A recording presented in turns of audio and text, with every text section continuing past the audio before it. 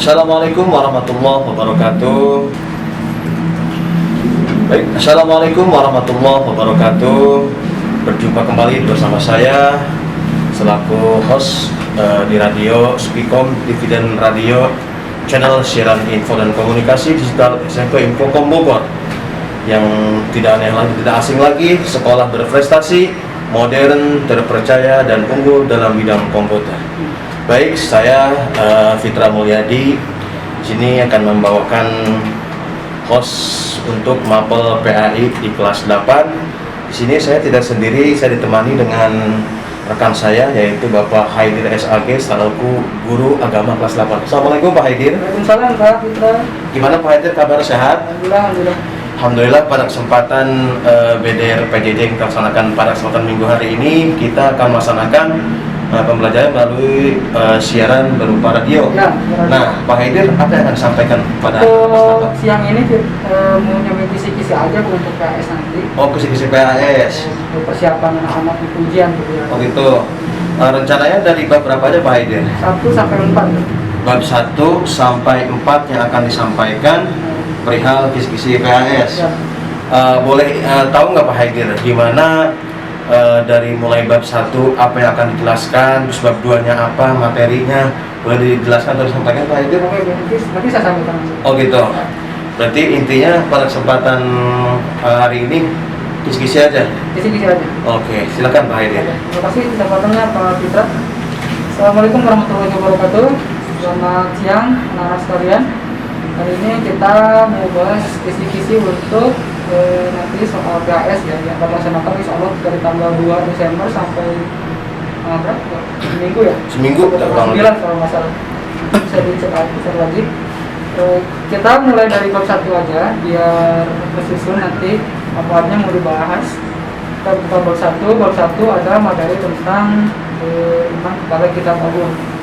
Kita mulai dari pengertian dulu aja. Pengertian dari iman. Iman menurut bahasa itu artinya percaya, Pak. Percaya, jadi dengan kita beriman aja berarti kita sudah percaya. Cuma nggak cukup untuk itu. Di dalam istilah kita perlu adanya pengertian secara istilah. Oh gitu. Tadi pengertian secara bahasa, sekarang pengertian secara istilah. Berarti secara penjabaran menyeluruhnya aja ya? Secara istilah, iman itu artinya meyakini dengan sepenuh hati, mengucapkan dengan lisan, dan melakukan dengan perbuatan.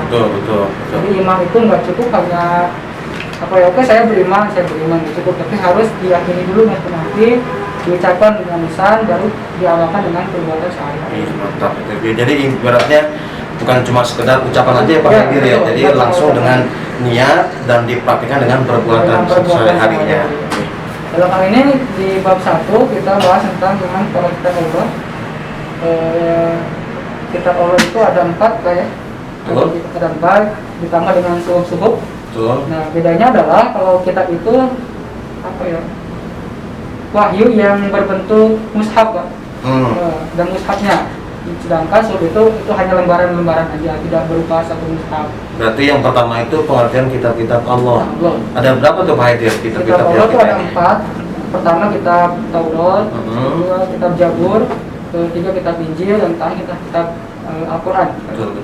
Kitab Taurat, sebagaimana kita tahu, diturunkan kepada Nabi Musa, ya, kepada Nabi Musa. Kemudian kitab Jabur diturunkan kepada Nabi Daud. Kemudian kitab Injil diturunkan kepada Nabi Isa, dan terakhir sebagai penyempurna dari semua syariat yang sebelumnya adalah diturunkan kitab Al-Quran kepada Nabi Muhammad SAW. Begitu. Jadi intinya yang tadi Bapak Haidir jelaskan, kita kan yang tadi beriman kepada kitab-kitab Allah ya. Tapi kan ibaratnya tetap yang kita yakini, yang kita buat nanti kesadaran itu Al-Quran itu mungkin Pak Haidir ya. Al-Quran, betul. Untuk sebenarnya kita wajib mengimani ke semua kitab yang diturunkan. Kita harus percaya bahwa Taurat, Jabur, Injil itu ada. Cuman untuk mengimani secara keseluruhan itu tidak usah. Untuk menjalankan syariat yang ada di tiganya itu tidak perlu. Betul. Karena semua ketiganya itu sudah disempurnakan dalam satu kitab yang diturunkan kepada Nabi Muhammad, yaitu kitab Al-Quran. Tidak untuk percaya bahwa itu kitab Allah itu harus, tapi untuk menjalankan syariatnya itu tidak usah. Karena kita sudah punya pedoman sendiri, Pak ya. Betul.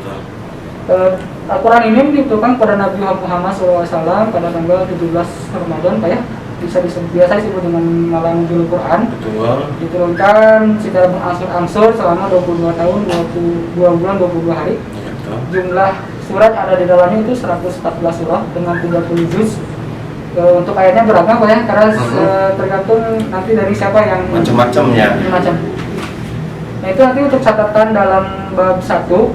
Pertama kalian garis bawahi pengertian dari iman secara bahasa, secara istilah. Setelah itu kalian catat juga tentang pembagian kitab-kitab, kitab apa aja yang diturunkan oleh Allah untuk para nabinya. Ada kitab Taurat, Zabur, Injil, dan Al-Quran. Pada nabi siapa aja, dengan bahasa apa aja, karena kan beda-beda Pak ya, tergantung tempat diturunkannya. Betul. Al-Quran kenapa bahasa Arab? Karena turunnya di Arab. Ya, Gitu. Kalau mungkin kalau seandainya Al-Quran pun dibuka mungkin bisa Sunda. bisa jadi Jadi seperti itu judulnya. berapa ketentuan seperti itu. Ya Khair, lanjut Pak. Oke, jadi itu aja mungkin untuk bab 1. Tadi pengertian iman, kemudian bahasa dan istilah. kemudian kita Allah apa aja, kepada nabi siapa, kemudian bahasa yang digunakan apa, terutama nanti Al-Quran dicatat aja berapa juz, berapa surah, dan berapa ayat. Artinya sejarah tentang Al-Quran apa ya? Seperti itu. Itu untuk bab 1 cukup aja. Kita lanjut bab 2. Silakan buka bab 2-nya. Bab 2 itu tentang larangan minuman keras dan judi dan pertengkaran. Untuk ini materinya nggak terlalu berat ya. Nanti halaman bisa dibuka aja. Di LKS berarti Pak ya, materi semua di LKS semua ya. Halaman 13. Nanti ini insya Allah materi nggak terlalu berat. Tinggal dibuka aja, dibaca pelan-pelan.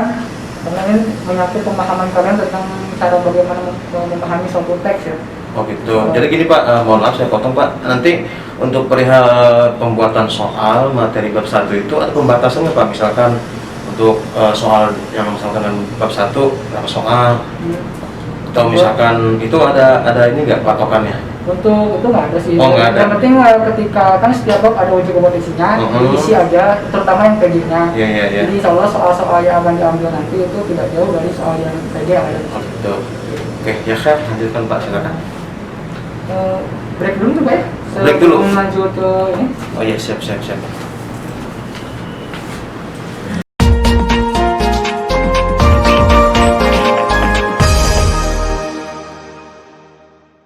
Oke, baik, masih dengan saya berjumpa kembali bersama di Spikom TV dan Radio, channel nasional info dan komunikasi digital SMP Infocom Bogor yang selalu berprestasi. Alhamdulillah tadi sudah dipaparkan kisi-kisi bab 1 dan bab 2. Monggo Pak Haidir di like kembali untuk Oke Pak, bab berikutnya. hemat waktu Pak ya, kita Ya, lanjut Khair. aja bab 3-nya. Untuk bab 3 sama ya, materinya nggak terlalu berat. Ini tentang jujur dan adil. Bagaimana kita tahu jujur itu adalah menyampaikan sesuatu apa adanya Pak ya. Tuh, dengan sesuai faktanya. Faktanya dan tidak cuma dengan ucapan, sebenarnya juga dengan gestur tubuh juga bisa mencerminkan kejujuran Pak ya. Ya. Misalkan ketika kita tadi ditanya suatu hak apa enggak suatu hak, tapi kita ngangguk kalau iya berarti kan bohong. Betul. Jadi dengan gestur tubuh pun sudah bisa menilai orang Pak ya. bahwa orang itu jujur apa enggak. Jadi sifat jujur itu penting. Kenapa? Karena Nabi Muhammad SAW juga dari kecil sudah dapat gelar al-amin, orang yang paling jujur, tidak pernah sekalipun beliau itu mengatakan suatu kebohongan. Dari bahkan dari kecil, apalagi sampai dewasanya. Insya Allah ya, tidak pernah sekalipun Nabi Muhammad itu berkata bohong, selalu. Gitu. Nah ini di sini di halaman 22 itu ada kisah teladan jujur dan adil Rasulullah SAW. Masih di LKS Pak ya? Masih di LKS, nanti dibaca aja. Sebenarnya itu udah dibahas sebenarnya. Jadi kalian nanti baca aja. Dan tentang adil juga, adil itu berarti menempatkan sesuatu pada tempatnya Pak. Betul. Adil itu tidak selalu sama rata Pak. Tapi menempatkan sesuatu pada tempatnya. Contoh kalian misalkan adik kakak, adiknya anak di SD, kalian di SMP, adik kalian kasih jajan paling 5.000 Pak ya, karena banyak dekat atas 10.000, sedangkan kalian tidak mungkin sama. Kenapa? Karena porsinya beda, ada yang harusnya ampot, ada yang harus ya segala macam Pak ya. Berarti kesimpulan adil itu bukan sama rata Pak ya? Bukan sama rata. Oh, jadi ibaratnya sesuai dengan kategori tadi, misalkan tingkatannya. Kalau bahasa dalam bukunya menempatkan sesuatu pada tempatnya, Betul. sesuai porsinya lah. Betul, ada betul. porsinya masing-masing. Jadi Jadi kalau ada orang yang bilang harus ada itu sama atau enggak selalu seperti itu. Betul. Nah, ini dibaca aja sebetulnya materinya ringan, dan untuk bab 4, bab 3 ini sampai halaman 24 aja. Enggak 24. semuanya.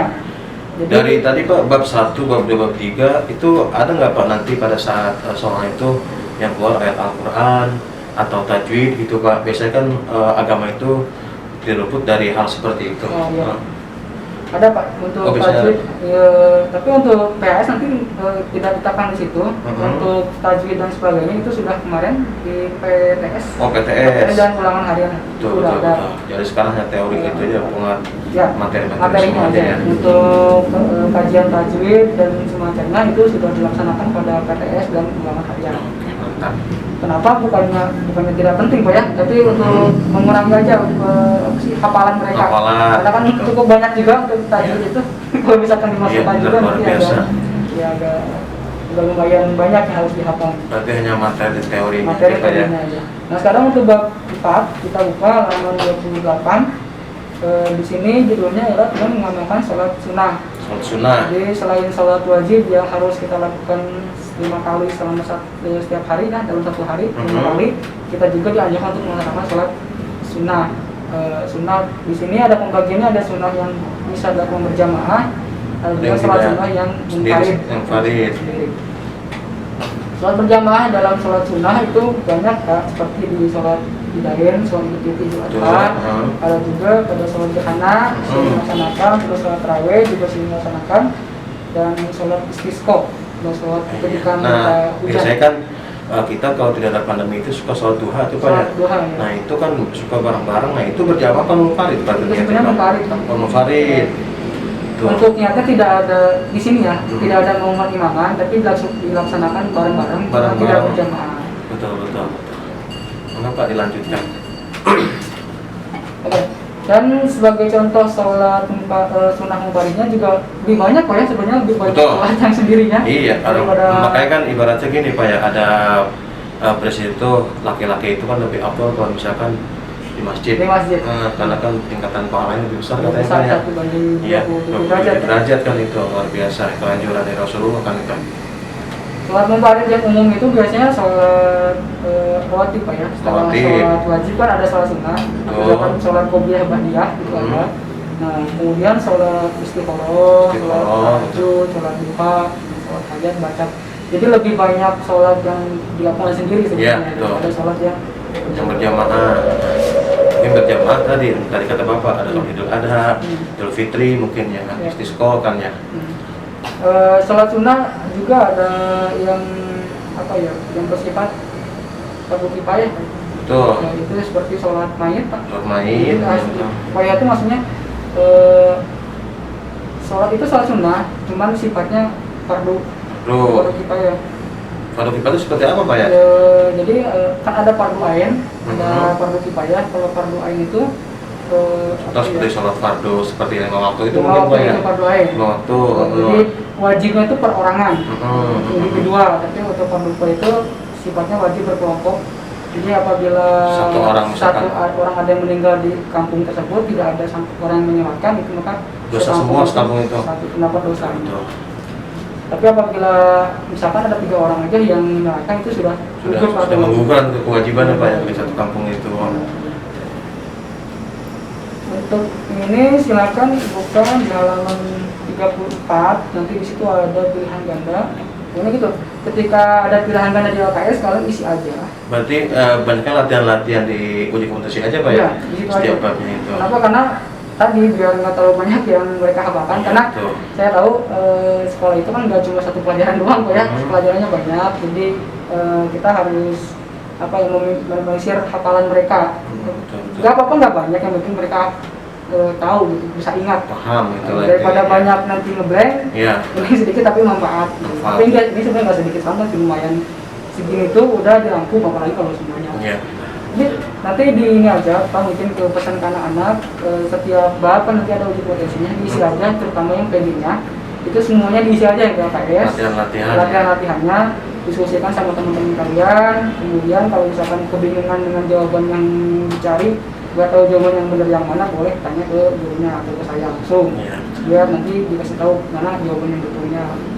Ya, siap. Mungkin untuk kisi-kisi dari saya seperti itu Pak ya. Berarti 4 bab ya?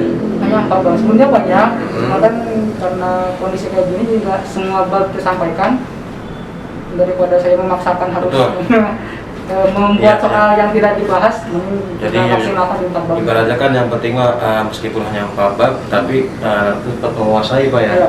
memahami supaya nanti pada saat pas itu mereka itu tidak banyak hafalan. Iya. Makanya saya sini menyimpulkan dari bab 1, bab 2, bab 3, bab 4 bahwasanya yang harus anak-anakku ketika pada saat nanti belajar di rumah, silakan kalian pahami pengertian iman, lalu pengertian kitab-kitab. Terus bab 2-nya juga ibaratnya tentang kejujuran Ya. ya, dengan teliti, sehingga yang bab 4 itu benar-benar harus memahami intinya latihan soal yang ada di pilihan ganda. Pilihan ganda. Mungkin itu aja Pak ya. Nah, begitu Pak.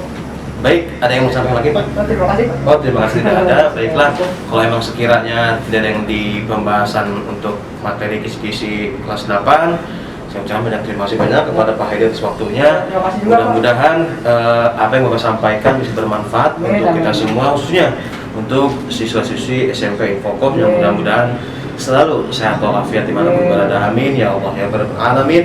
Untuk itu mengakhiri kegiatan kita pada hari ini di kelas 8 ya, tidak bosan-bosannya kita berdoa kepada Allah, mudah-mudahan pandemi ini cepat berlalu, cepat tuntas, sehingga kita semua bisa bermuajahah, sehingga kita bisa bertatap muka di sekolah tercinta kita ini. Amin ya Allah ya Rabbal alamin. Baiklah, saya akhiri dengan kata wassalamualaikum warahmatullahi wabarakatuh.